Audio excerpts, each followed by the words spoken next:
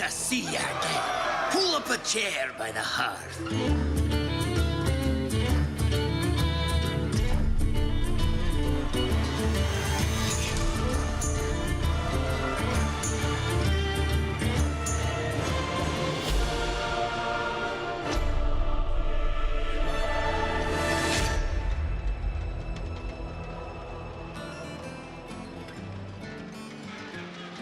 Sixteen players entered, only 2 remain. That's right, it's time for the grand finals here at the 2015 Hearthstone World Championship.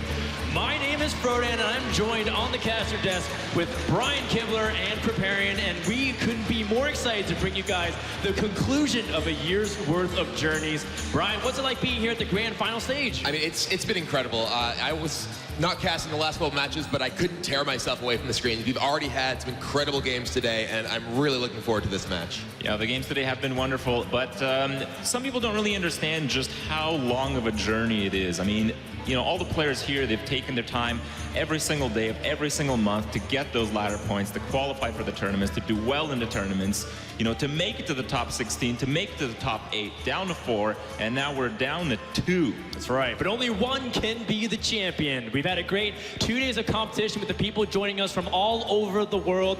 And it comes down to this. Let's introduce our first player. Hotform, representing Canada.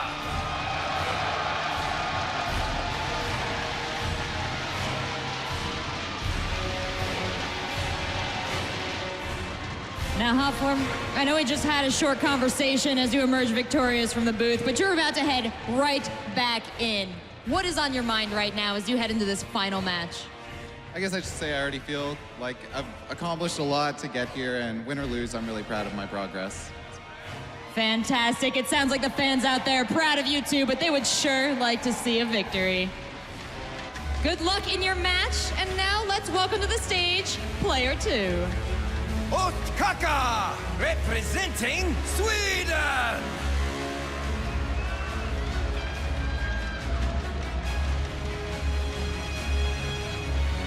Welcome Ostkaka to the stage. Ostkaka, this is simply the most important match in your life. How are you feeling right now? I'm a little bit nervous, but this, yeah, as you said, it's the grand finals of the World Championship. I'm here to represent Europe, Sweden, and Navi.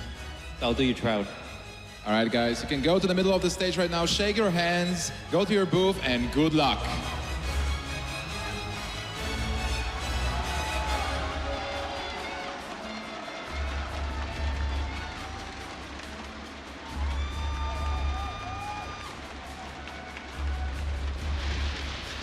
All right, some quick words with the competitors. It's all business. I mean, Hearthstone is fun at times, and we want to be relaxed, but this is a lot on the line here. I mean, it's fun to play games, you know, casually with your friends. It's still fun to compete in a stage like this, but those nerves, they can get to you. Yeah, absolutely. I took some time backstage to sit with each of the players. It seemed to me like Ostkaka was a little bit more, you know, calm, very composed, probably because I think he might have a little bit of the edge in the matchups, and that's helping the situation a little bit. And all these little small edges, all in that you can get, are going to help you just that little bit that you need to succeed. Yeah, there's a point earlier today where Hotform was sort of asking out loud, he's like, does it matter if I win? It's like, well, yeah, you'd be the world champion. That matters. That matters a lot. It matters almost to everything. You talk to Firebat, he says it is the most life-defining experience that he's had in his entire career, in his entire lifetime. And to some people, winning the World Championship is everything. They don't play for the prize money necessarily. They play for the glory, the fame, the prestige of being the HWC 2015 champion after playing for many months, some through ladder, some through tournaments, some entering at the last minute and getting their journey all the way to this point. It's really exciting. 2 stories stand out to me immediately. The fact is that we have, once again, Europe versus North America at large. That's always a fun rivalry that I want to see who has definitive edge. And the second thing is, these 2 players were the only 2 players to bring Rogue, a class that people consider to be very weak. What's up with that, Grip? Well, Rogue does seem to be a class that struggles a little bit on ladder, but as we've seen so far in the tournament, that the players who have just brought the 3 of the strongest decks just hasn't really worked out for them. They've been countered by a lot of the counter setups. Thijs was very, you know, very prominent with his, and Ostkaka has a very similar lineup that also worked just as well.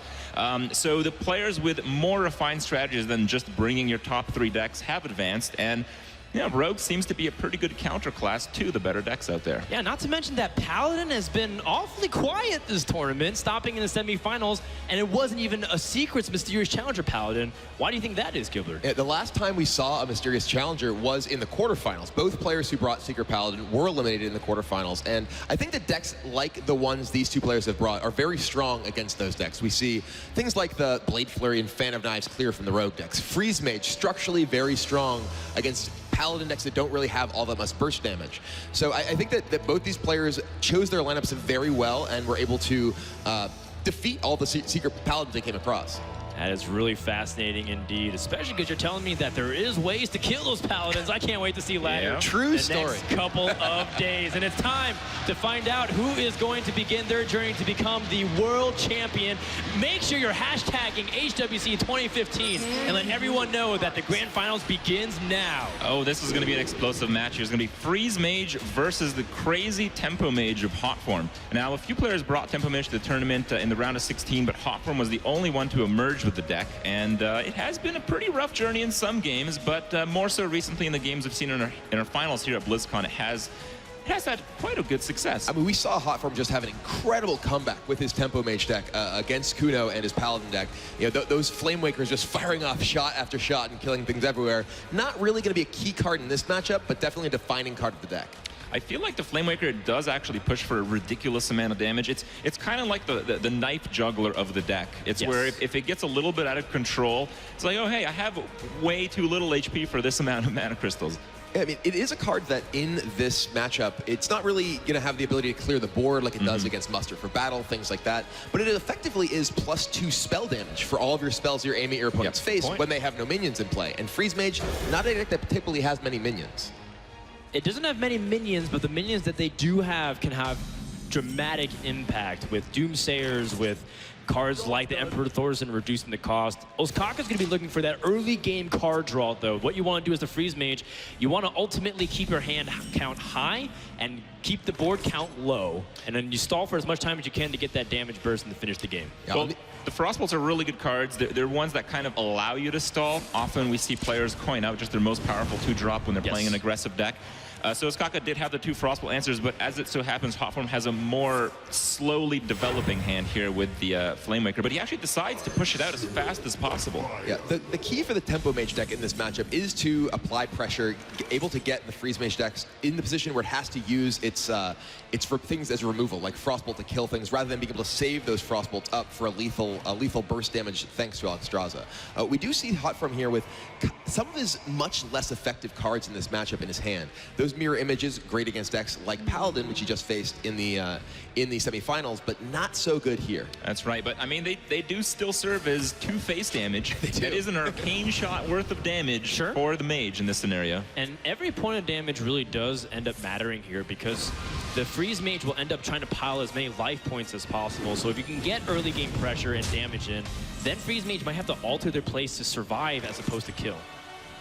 We do see an interesting card picked up by Hotform there, the Nexus Champion Sarad. That's a kind of defining card of his particular style of Tempo Mage deck. We've seen some pretty cool spells come off that throughout this tournament. There has been some pretty cool ones, but I don't think we've seen any like really game-winning, crushing ones. So the card hasn't had its time to shine quite yet, but perhaps this game. Yeah, there's many things that can be pulled, which you don't really think about. But for example, Flare just happens to be a spell, and you can pull it for the Nexus Champion Sarad. We did see Hotform get a Tree of Life off of the Tree of Life earlier. That could be a pretty exciting one when you're about to get burst down by Freeze Mage. Yeah, for sure. I mean, it works both ways. Maybe he doesn't want to kill the Freeze Mage, or doesn't want to give that Freeze Mage that chance to live.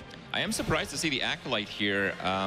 It does seem like it's going to draw 1 extra card, which is really the goal of the Acolyte. It's going to draw 1, but you want to draw an extra 1, and sometimes you want to save it until 5 mana crystals to be able to ping it yourself. But here against the Flame Waker, I think Ostkaka just thinks it's not going to happen, and if it does, it's going to come at the cost of a Frostbolt, which I guess he's willing to do. Yeah, the burst damage from the Tempo Mage is one of the key elements in their ability to really beat the Freeze Mage deck. They need to be able to save up enough damage that they can break your Ice Block and then still burst you down the following turn. So things like Frostbolt, like Fireball, they're actually very valuable for the Tempo Mage in this matchup. And we do see Mirror Image come in effectively as Arcane Shot, get those 2 damage in. Those 0/2s not really going to have an impact. That's still pretty good. I mean, so far we've seen 3 spells played. The Flame Waker has done 6 bonus damage alongside the 2 that it hasn't attacked twice already. So it's making a pretty good presence, more so than I thought it would being coined out. I think so too, and one thing that I do like that Hotform prioritized that previous turn is card draw. One of the things that you can effectively do is make Temple Rage run out of resources because it's so spell heavy. All those things might all in for damage, and then you have nothing left, and you're left drawing 1 card to kill your opponent. Instead, he's keeping his hand count pretty high, so he has many resources to fight a long game. Yeah, he does have that Azure Drake in his hand as well, and just squeezing the extra couple of damage out of the Flame Waker, that's important. If he doesn't have a Flame Waker in play when he does play Mirror Entity, or Mirror Image rather, it basically does nothing. We see a lot of spells being able to play this turn, though. He's actually able to play the Unstable Portal to Frostbolt and another Mirror Image if he wishes. That's 6 more little pings from the Flame Waker. Yeah, that is so much more than I thought it would do. What's in the box? Ooh, that's actually pretty interesting. Yeah. Tournament Medic with the Inspire Heal Your Hero for 2. That can allow him to possibly, make a surprise burst of healing to get himself out of lethal damage range. Yeah, healing definitely stalls out the game a lot, and in this matchup against the Tempo Mage, usually the game is played, the Tempo Mage is doing all it can to put pressure on the Control Mage, so it can't do the flip strategy from controlling the game to being the aggressor and trying to close it out. And when you have just a little bit of healing, you often are just out of range and end up winning the game as a result.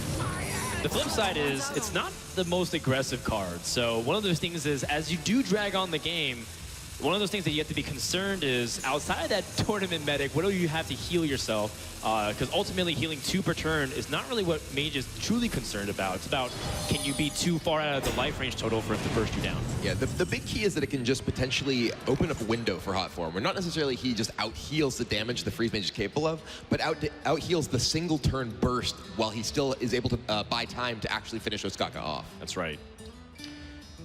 All right, well, this is a pretty tough turn for Ostkaka. I mean, he's facing a pretty full board, but it doesn't look threatening, even though that Flame Waker has basically hit past the halfway point. There are 5 minions in play and 2 power. It's kind of a bot low. That's a pretty low amount of damage. It's a deceptively low amount of damage. Right, but exactly, because there is a lot of potency with things like Fireball on the other end.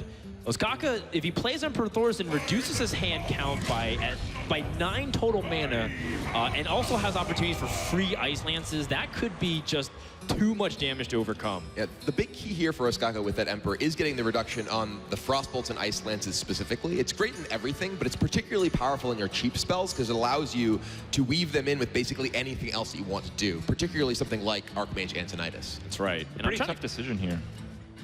What do you think about decision to Emperor? Yeah, the Emperor is very threatening, as you guys talked about, but you're just so close. When you're in those very close moments, sometimes you feel like you want to control the game to stay as the aggressor and not take any risks. But sometimes it's very difficult to understand what risks you really are taking against Freeze Mage. Because they could be anything. It could just be more secrets. It also could just be direct damage, which mount up to enough damage to kill you. One of those things is like, I was counting if Ostkaka drew Thanos, would he have enough to kill his opponent next turn? I mean, those are all things that you have to be accounting of. But he does end up blinking and saying, you know what, I'm not going to try to play with fate here. I'm going to kill his Emperor, take it a little bit slower. That's been the MO so far. Now Ostkaka does have ways to clear the board and develop some stuff onto the board with the Scientist or the Loot Hoarder. Yeah, Ostkaka also knows that Hotform has now used one of his Frostbolts and one of his Fireballs. Yeah. So his ability to do burst damage is greatly reduced. So you think, until there's a card called Archmage Antonidas. And there's Archmage, and there's Nexus Champion. Well, he can build up to those, though. That's in the immediate future, his only real threat is 1 copy of Fireball, 1 copy of Frostbolt. Ooh, speaking of Archmage, and speaking of an excellent card with also reduced cost from Emperor last turn, Ostkaka can potentially, he can play Archmage Antonidas, fire off Frostbolts and Ice Lances, and generate 3 Fireballs this turn? It does feel a little bit early to really go for an aggressive push right now, though. It feels just a little bit too early. Your opponent's at 29, you're at 17, you have no secrets up right now. But you can activate the Scientist and then put Archmage with direct damage into your hand and just burn your opponent for victory.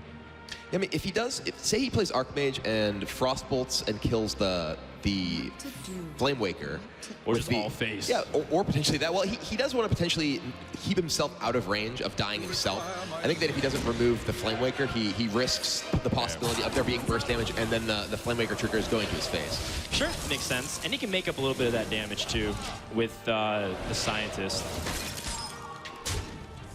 And trading it in, though, and holding on to the second Ice Lance, so that way he can get some additional burst. I like that, because free Ice Lance is really powerful with Alexstrasza, making sure that you can follow up a combination attack by going up to 17. Do you think it's time to play the medic here? You absolutely can, but I feel you want to save that card for when your opponent goes all in with Alexstrasza, just to counter it a little bit. And right now, Hotform is at 29, so it wouldn't really be particularly impactful. But Ostkaka, how much burn does he have in his hand? 3 Fireballs, Frostbolt, Ice Lance. 25. That's very, very close. It's close, but it does take multiple turns. Dear. Well, that is the biggest draw possible, the Alexstrasza. Yeah, that's a couple of charges that will definitely accelerate Ostkaka's clock here. He doesn't have a ton of damage, but those make it add up a lot faster. It actually feels like Hotform is going to have a lot of trouble surviving, let alone closing out this game. We'll see, though. Champion Sarad could swing things with one draw of a spell. What's in the box? Demon Heart. Not quite what you're looking for. I don't believe he's running any of the neutral demons. So it's unlikely. Illidan? And Imp Master's Imps. Oh, you're right. The Imp Master creates more Imps. Yeah, I guess. He's a reasonable deck builder, not playing those cards. And it is confirmation, by the way, that Ostkaka does have Ice Block up because Alexstrasza... Oh, sorry, because the Ice Block is untargeted. So therefore, Alexstrasza seems to be the likely play this turn. And so he just Alexstrasza Hotform's face, put him to 15. And now, this is just a huge... This is the game-ending opener from the Freeze Mage. This is the point where Hotform is absolutely on the defensive.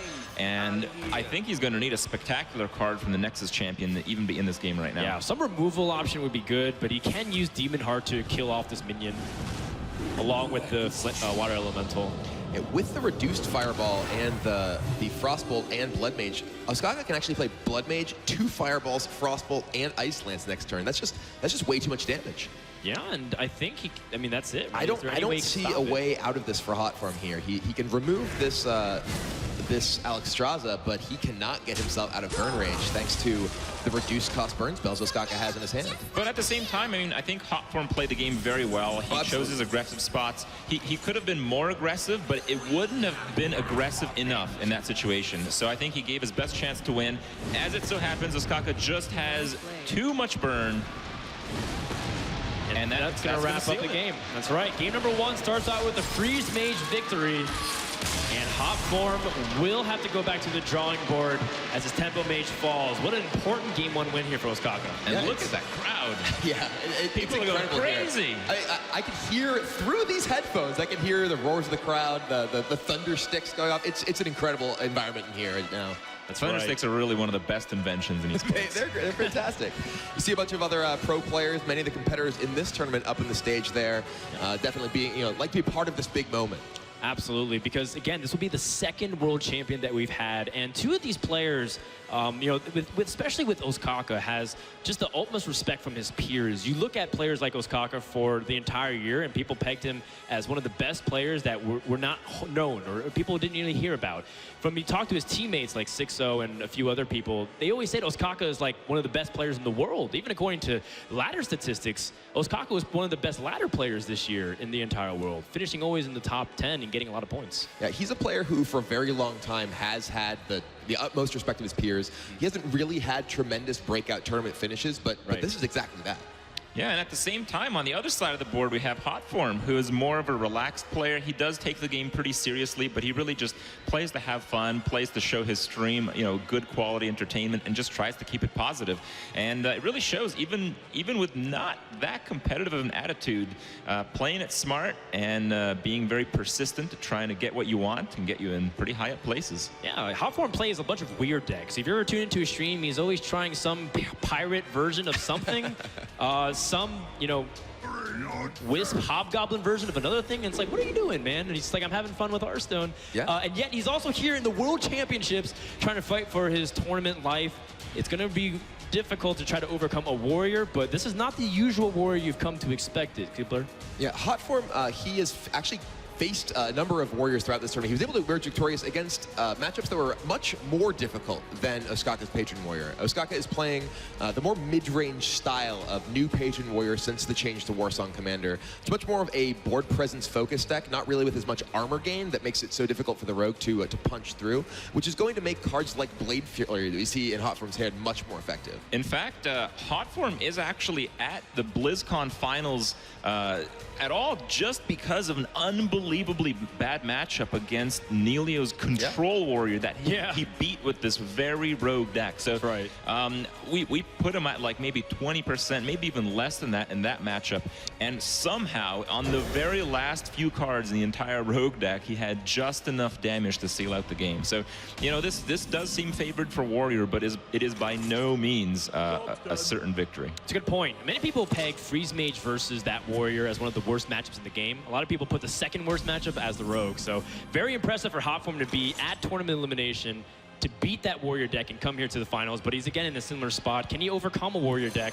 It is better though, because this Patron Warrior deck is much more mid-range centric, playing minions to try to ultimately get more aggressive as the game develops, but you're playing very slow early on. And the minions aren't that useful against Rogue a lot of the time with such efficient removal. Well, we do see two minions that are very good against Rogue in Ostkaka's hand right now. The Piloted Shredder, the Lotheb, even the Dr. Boom. These are all minions that can give the spell-based and tempo removal-based Rogue deck a lot of problems. It's funny you mentioned the Dr. Boom. I feel like the only reason Hotform even had a chance against some of these slower decks, particularly the Control Warrior that he beat, was because he's actually running the Big Game Hunter in his Rogue deck, which is somewhat of an unusual tech because most of these Rogue decks have been mostly tailored to beat the aggressive side of the game. But in this case, Dr. Boom, I guess there's Grommash as well, but Grommash usually comes down when one player is about to lose. But it makes that target. In the prior version of the deck, there was no target for BGH. It was actually the Big Game Hunter killing Nelio's Grommash that won Hotform his ticket to this event. Yeah, that's right. I remember. It may not have been revealed up to that point either. Well, Ostkaka here has a very easy hit onto the Pilot Shredder. I think Hotform was disappointed not seeing a minion he can easily backstab with the Violet Teacher last turn, but he's just going to have to live with the consequences. Ostkaka also is going to be looking for ways to eventually get some good board flood with Patron, leading up into a good Dr. Boom. I think a Whirlwind here would be such a big deal. He has those crazy tempo Dread Corsair Pirates. He's got the Battle Rage. He's got the Grim Patron. So many creatures he can play suddenly. And if the Battle Rage lands on the board with multiple injured minions, it's going to be massive. And it could be game-ending. Here we see Ostkaka play out the two copies of Dread Corsair. It does leave himself potentially vulnerable to a Blade Flurry from Hotform, but Blade Flurry is so key at removing Grim Patrons that I think Ostkaka is willing to make that sacrifice. In fact, I think he might even prefer it, depending on how Hotform's hand looks, which is not very Grim Patron proof. He's got a bunch of Fan of Knives. He does have a Blade Flurry, but he just used up his dagger, which had that 3 attack on it. I think there's a pretty good chance we're going to see the Vile Teacher come out here. If you wait too long with that card, the Warrior's going to pick up some cards, and things are not going to go too well. But it looks like he does hold off another turn. It is interesting because you don't see a Death's Bite, which is usually the biggest reason not to do anything. In fact, Hotform is spending all these spells, which ends up meaning that his Violet Teacher won't get those additional 1/1s, but I can understand why. If you leave up any of those Dread Corsairs and you play Violet Teacher, it dies. So he wants to make sure that the Violet Teacher can not only generate minions, but also stick to the board. Well, it's going to be forcefully delayed one more turn now that Lotheb hits the board. Yeah, Lotheb is so powerful against the Rogue deck because it has so many spells, but Hotform picks up an excellent play there with that Piloted Shredder. That was so big. He didn't have anything else really to do other than Violet Teacher. Yeah, which would have just died, and it would have just no value to that Lotheb. Still going to get a bit punished here. It's unlikely that anything coming out of the Shredder is going to challenge the Lotheb, and believe the weapon is just going to take care of the first Shredder base. Sure. And then you got Dr. Boom, one of the most problematic cards for a Rogue to deal with in the game of Hearthstone. How does Hotform fight back against this? He needs his Big Game Hunter soon. Whoa, no Big Game Hunter in time for Dr. Boom. What am I watching right now? It's really unusual. It almost feels scripted with the way some of those draws lined up, right? Like Big Game Hunter just on time for Dr. Boom. All right, well, the Vile Teacher does finally come down. It is in a pretty good spot here as... Oh, interesting. Wow. I don't believe that is going to make any effect of this game, because that is such a threatening card with an army of 1/1 minions. It really is. Yeah, no doubt. Each of them become mini wolf riders. Oh, That was terrific. that was actually very, very good for Hotform, able to absorb the damage with the totem here, which Ostkaka still really needs to get off the board. Now, Hotform is considering being a bit restrained with the coin here. While it does develop more on the board, he can develop the 1/1, he can develop the deckhand if he wants as well. I think he's really just playing around Whirlwind here. Yeah, but the deckhand does get that bonus damage as well. He can't clear the boom, but he can be more aggressive and make sure that the boom has less health so that he doesn't have to worry too much. SI's agent can clean up the following turn. All right, well, Battle Rage can be used here. There could be a Grim Patron Enrage Battle Rage turn from Ostkaka, and if he does draw into Whirlwind, that would be devastating. Yeah, that would be so big. He would have a board full of patrons. His opponent doesn't have any opportunity to use Blade Flurry with spell or with any damage to make sure to combine it. It'd be really tough. Just goes with Battle Rage for 2 here. Finds Cruel Taskmaster and Slam. A lot of options still. That still is a board clear, I believe, because he's got ways to pierce a lot of damage. Slam on the Violet Teacher, axe it down, and then you got Cruel Taskmaster and Armor Smith and Enrage to help clean it up if you want to go that far. There's Whirlwind. If he did do the other play, he would have drawn the Whirlwind. It would have been game-ending. Or so you think, and then Hotform just gets the oil and clears with Flurry, and then it's like, I spent everything for nothing. Well, I think even if he does draw an oil there, it won't really be enough, because he has to use up all his resources. He would not only have to draw the oil, he would have to draw much more than that. He'd have to draw Sprint the very next turn, and he'd have to get a good combination of cards from that situation. That is a fantastic point, Crib. Ostkaka is going to take this opportunity just to go really aggressive, set up effectively 2 boom types of attacks. You can either take the Frothing Berserker attack, or you can kill off the Dr. Boom. Well, or Hotform, though. SI is a pretty good answer, though. Yeah, or even just Blade Flurry SI is just as okay, too. Yeah, Hotform without any sort of weapon buffs here, so he doesn't have the ability to Blade Flurry these off the board without using additional resource. He's just going to go ahead and clear the boom and do 1 damage, taking down the Frothing as well, so able to clear off the board entirely. Yeah, he is at 12 life, which looks pretty bad, but Ostkaka has no way to draw cards, but he does have a way to put a lot of patrons on the board. Oh, I was really expecting like a Grommash to just end the game with the Inner Rage. It's like, I've seen this too many times. Oh, God. I actually haven't seen that in a while. Well, the Grommash Inner Rage since BlizzCon 2013, was it, Chris? What? Oh. Some PTSD I don't know there? what you're talking about. I think we should focus on this game. Yeah, you didn't go to BlizzCon that year, as far as I remember. Well, I mean, he does have some ways to try to go for Patron Flood, but at the same time, he's got like pieces of combos. Nothing really concrete. Yeah, it seems a bit wasteful to use it. You're still at 23, you have an Armor Smith. You have a long way in this game if you pace yourself, but sometimes if you do too slow of a play, it gives the option for the Rogue to sprint, and then things accelerate by a lot. Yeah, the Rogue deck is able to assemble some really powerful turns thanks to Sprint, things like Preparation, Tinker's Sharp Sword Oil, so you don't really have as much time as it might seem. All right, well, with time running out both in the game and in the turn, looks like he's going to go for a nice little patron turn here. He ends up going halfway, though. Doesn't want to use Cruel Taskmaster to fully commit in case a second Blade Flurry completely devastates him. Well, a second Blade Flurry will devastate him. Yeah, the Azure Drake with Blade Flurry, if he does just attack into the Oh, he doesn't need it anymore. That's an Oh, excellent draw. SI agent able to clear it off, and now he can trade off the patrons very effectively. And Ostkaka is essentially left with hoping he gets Grommash so that Cruel Taskmaster can finish the game. Or some form of draw, or some form of stall. He has, I mean, that's pretty good That's too. a stall. Deathspite is never bad. It's probably the most powerful card in the Grim Patron deck. He can clear off the Azure Drake, potentially develop a Shredder as well. He couldn't even just push for his opponent's face. That seems a little bit too aggressive when you have Cruel Task. At this stage, I think the only way you're sealing out the game is the other Deathspite or a Grommash. And you also seems don't a bit necessarily unlikely. have enough time to attack Deathspite 3 times as well. Yeah, and if you're drawing the Grommash, you have lethal anyway with Cruel Taskmaster. So you're really going off 3-turn lethal off getting another death. It seems a bit unlikely. I like the slowing down of the game. Spell damage minions are so threatening when they're on the rogue side of the board. So it just seems like a pretty clear-cut situation here. Also, in some ways, I like that Ostkaka chose to part ways with Inner Rage as opposed to Cruel Taskmaster. just on the off chance opponent had like a Lotheb and denied the ability for that Gromosh to get that inner rage off. All right, well, Ostkaka plays his entire hand here. He is looking just to tempo out the Rogue as much as he can. And what does the Rogue pick up? It is going to be a backstab. It's just going to be really nice. Big so draw big. Hotform there. And then, ooh, a sharp sword early as well, so he can backstab down the Shredder. Let's see what's piloting that thing. And you can just flurry down the remainder. That will do it. It's a board clear for Hotform, and Ostkaka, he is going to be hoping for the Gromosh. He's still in a position where Grom can just end the game immediately, but now Hotform is the one in the driver's seat. Potentially trying to survive. No. Acolyte of Pain, that's still a good draw. That's a very good draw. Yeah. Both players are really looking for finishers or card draw, and Ostkaka gets some of that. He's going to get at least one card here, probably another one that's still going to be relevant in the game.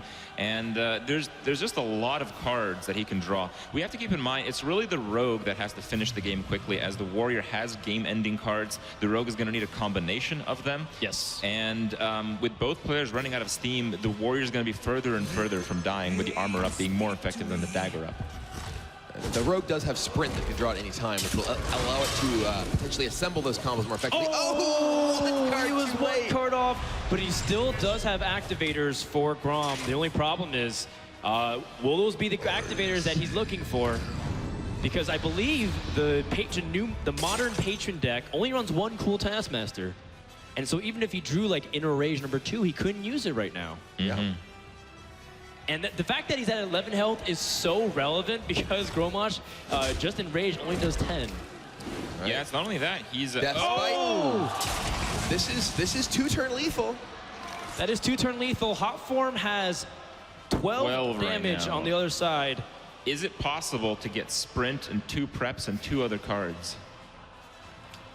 Well, his opponent's going to be at 23, so he has to generate another 11. oil in there and an eviscerate. I think it's possible. I think Hotform can draw into a lethal situation. There's just so much potential damage with preparations involved. But he needs Sprint, though, in order to get that ammo, because if he just draws oil, for example, he might not even have an activator. Like, Sap wouldn't even be able to go off, for example. Right.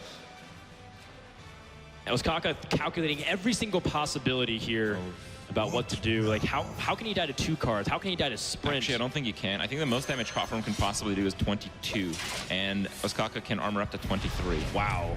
That would be just precisely enough to live, assuming that even goes Hotform's way, unless he has Harrison Jones to disarm it. He needs the heal bot, actually. No! And preparation is not it. Prep's not it? I mean, that's kind of what Rogue struggles with. Drawing these cards in that sequence is not going to do it. Yep. A valiant effort from the Rogue deck, but it's going to have to pick a different fight. Yeah, here comes Grom. He can wait no longer. That's right. I would love Ostkaka just to hit the Lotheb to show who means business, but he goes all face like a man. That's going to be a 2-0 lead for our Swedish player. So Ostkaka is now down to just 1 deck. 1 game separates him from the 2015 Hearthstone World Championship. That is a pretty sizable lead. We've seen some amazing comebacks in tournaments so far, but it feels so tough to be in that position. It's just really unlikely from Hotform's position to make that comeback, but we've seen it happen multiple times this tournament alone. So it's something that could certainly happen. But is he prepared to go through that long journey? Ostkaka is one of the most technically sound players in the entire pro Hearthstone scene. And for good reason, too. For so many months, Ostkaka was just a practice partner of some of the people that you see on stage there. He was just a person helping them train through matches. He was a person that would test things for them and then give these successful decks to players. There's also his teammates, and they would succeed and win tournaments. But this tournament is finally time for Ostkaka to shine, because he's no longer in the background of his peers trying to win instead of him. Yeah, and he's showing exactly why those players come to him for his assistance. He has demonstrated that he is capable of playing at the absolute highest level. Yeah, and that comes from just a lot of time investment and being very smart with how you utilize your time and the people you pick to advise you. And Ostkaka's done everything right, I think, throughout all of his tournament career. So it's so wonderful to see him highlighted in such a good way here today. It's also such a unique lineup that people aren't expecting. The Rogue is very weak considered by many players, you know, even ourselves included. We said Rogue is probably not going to make a biggest splash, and yet it's in the finals for both these players. And the second thing is the Patron Warrior was also declared somewhat dead. Just a couple weeks ago, the Warsaw Commander was changed to only give charged minions +1 attack. Now it's here, and it's got a very good win rate for, I think it's only 1 game dropped the entire tournament for since Ostkaka. the round of 16, actually. No, Yeah. not just at BlizzCon, because in going from the 16 players to 8 players, there were 0 games dropped from the Grim Patron Warrior. All right, so it's back. Yeah. Kind of. Not In the tournament scene, at least. In the tournament scene. The ladder scene is sometimes a little bit different, but it's great to see such wonderful decks highlighted here. Sure. Reports of Grim Page's deck definitely highly I exaggerated. had to force out that share just because I've had so many emotional, traumatic experiences losing the patient in the past. But not to this kind of deck, which fights definitely more honest in terms of the board. And this one is even harder to navigate. Without that out of the Warsong Commander, Ostkaka was able to pilot this deck very effectively with less ability to shock his opponent and a very straightforward means. So a lot of people say that Patron Warrior is even harder nowadays compared to before, where it was considered the hardest deck to play in Hearthstone. I think one of the elements that really elevates it to another level of difficulty is the risk management is much harder than before. That's true. I feel like before, if things went badly, you could always just kill your opponent spontaneously, regardless of how much life they had. But Right. now you have to manage your resources, you have to manage your timing much more relative to your position in the game. And establishing where you are in the game is really just the highest level of Hearthstone play. And one of the key things with the new Patron Warrior is it has to play an honest game. You know, it has to win through generally attacking with minions more than one turn. You know, we did see a huge Gramash hit there, but you don't have the Grim Patron Warsong Commander, Frothing Berserker here takes 70 damage in one turn. You have to manage your ability to defeat board wipes, things like Equality and Consecration that previously weren't really a factor. And now we get to the point where it's even beyond the Patron Warrior and it's the Rogue. And if there's one deck that can also be swept in the other direction, it definitely feels like Rogue, because it's not only a deck that might have bad matchups, it might defeat itself with some of the draws that come awkwardly, like we saw with Hotform's hand. He had some good answers, but when he needed it the most, he started drawing some really weird spells that didn't do anything. I mean, if we're looking at the decks these players have left, there's the Tempo Mage deck from Hotform, the Druid deck as well. Both of those can be pretty difficult matchups for Rogue. Certainly. I feel And every single deck left in the tournament is a deck that can lose to itself. Oh, certainly. well, we're about to find out, can Ostkaka continue his rampage? No longer is he in the shadows of his teammates and his peers. He is in the spotlight, one game away from becoming the BlizzCon 2015 champion. It's always Both been said players that- with pretty good starts here. Yeah, these are great opening hands. The wild growth, exactly what Hotform is looking for. Ostkaka has Violet Teacher, which is one of the very, very powerful cards to start generating a large board presence that's difficult for the Rogue to deal with. Yeah, the Rogue, like you said, having that coin is just so big. Being able to get Violet Teacher out ahead on Druid is also really big. 5 health is a really good sweet spot because Druid usually needs to commit a couple of things, the hero power and some removal spells, or even minions that they don't want to trade favorably into it, but even a Shredder, for example, doesn't go into Violet Teacher well. So if Ostkaka can get ahead of his opponent on that, he'd be in a good spot. What Ostkaka really wants to go with that Violet Teacher is a preparation and something like Sap or Eviscerate that'll allow him on the 3rd turn to play his Violet Teacher thanks to the coin, and then use his preparation and removal effect to just get ahead on the board and put the pressure on Hotform to respond. Oh yeah. All right, well, let's see how it starts here. Looks like it's going to be the Wild Growth, potentially a Keeper follow-up if some little minion comes down follow. Double Violet Teacher with a few spells might not do the trick too well, though. Well, there's part 1 of the preparation Sap with Violet Teacher. It depends. I mean, Hotform could hypothetically just draw spells, or, Keeper the Grove suboptimally, like just on curve here. Those kinds of cards don't really help too much, and Ostkaka might be given his most valuable resource, which is time against Druid. If he was able to get through the early game without taking too much damage, that is the point where a lot of Rogue players would be like, yeah, it's favored against Druid. Right, but that's really the point. I mean, this is a game of pressure. Both players have a lot of burst, There's lot prep. of damage. Wow. Not necessarily the minion that you want to prep Sap, but definitely going to allow Ostkaka to potentially set up for a really explosive turn. He may go for it. Just a Violet Teacher here seems fine to me, though. You can get 2 Violet Teachers on board. That's and right. Sap. Yeah, that just starts to be explosive. It allows Ostkaka to generate an enormous board, and Hotform picks up the big game hunter, not really what he's looking for here. Well, Hotform is just going for it. Like I'm saying, this game just has to do with damage. Once one player is too low on HP, suddenly they have to play so defensively. Yeah, and I mean, Ostkaka doesn't need that, though. He just picked up Backstab with Violet Teacher. That gives him the ability to backstab with getting tokens and then use preparation with either Deadly Poison to remove or something else. He also could choose to take it really slow.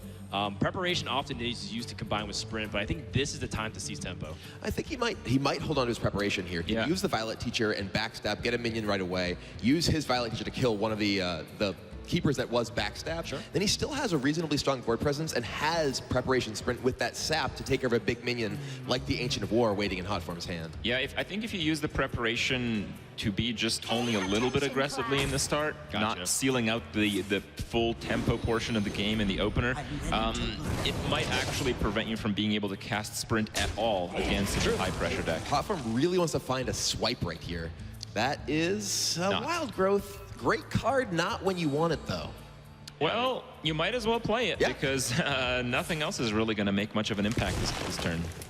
Yeah, Ostkaka is going to be in a really dominant position, though, because now that Violet Teacher has lived, which means he's going to get some really powerful turns in just a couple of In minutes fact, here. he can prep Sprint and play Deadly Poison afterwards if he wants. Ostkaka is starting to really snowball an advantage in this game. Allowing that Violet Teacher to live is putting Hotform in a really rough spot. And that is a board clear as well. It does set up, again, another very good swipe, but that would take Hotform almost his entire turn in order to deal with it. So that's one thing that the Rogue is excellent at, leveraging the board for a win.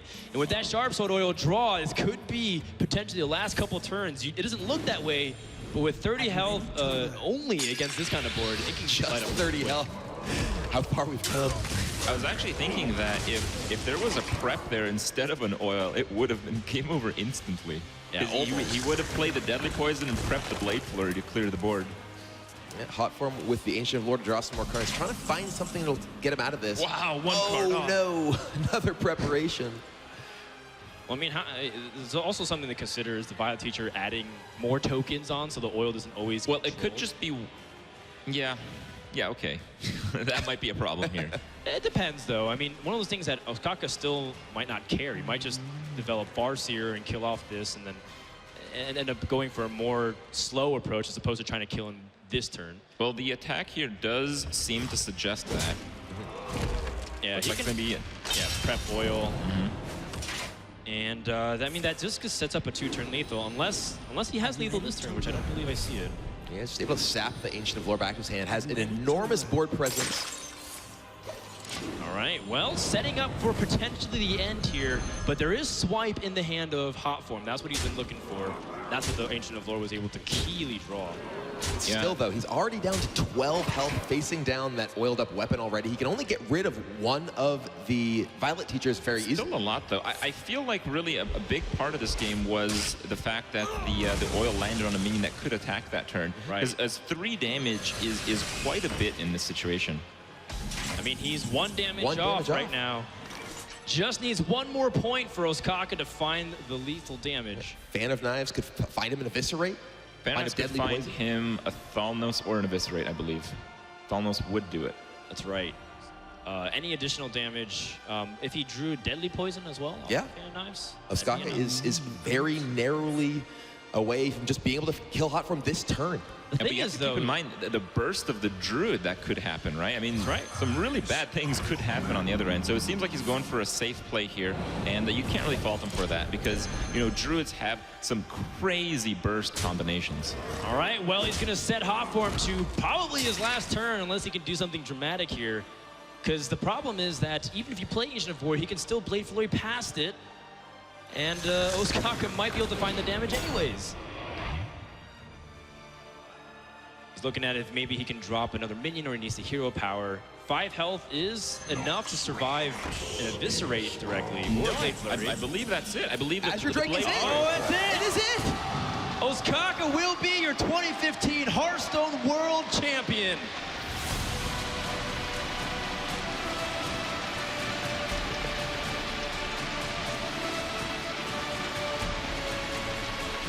An absolutely dominant performance, climbing through the ladder, through tournaments, being able to overcome some of the most difficult decks with his unique lineup.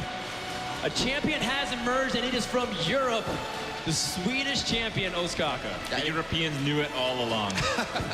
See him up on the stage just now with Tice, you know, congratulating him. Had to go through his fellow European, Tice, to get here, but it is an absolutely dominating performance in the finals. absolutely thrilling journey has concluded here. Let's take a moment to recognize Ostkaka, go into the stage to hear some of his thoughts. Ostkaka, you were the player that the pros said would win. You are the player who has been doing amazing things in Hearthstone since the beta. What does it mean to you to be on this stage as our 2015 Hearthstone World Champion? It just means so much. I've been working on this the entire year, gathering points on the ladder. My mind's just overwhelmed right now. I barely even realized that I won the semifinal. It's just a long day of intense matches, but I'm super, super happy, of course. I want to give you the opportunity to address the fans assembled, everyone watching at home, and all your peers who are gathered in the wings to congratulate you. This is the best event I've ever been to. Thanks for cheering, all of you.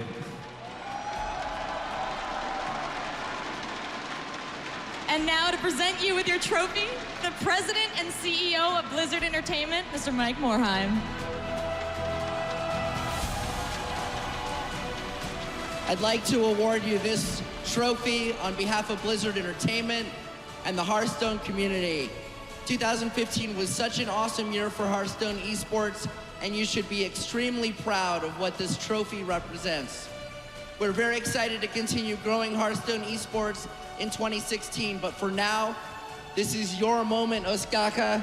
Congratulations.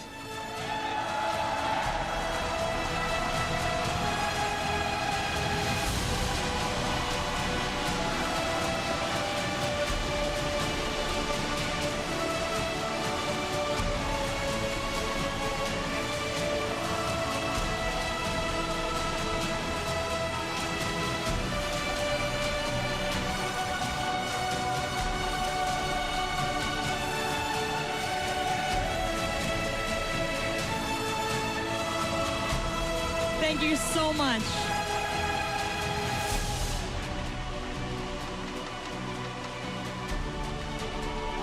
Thank you so much to the community for supporting Hearthstone esports in 2015.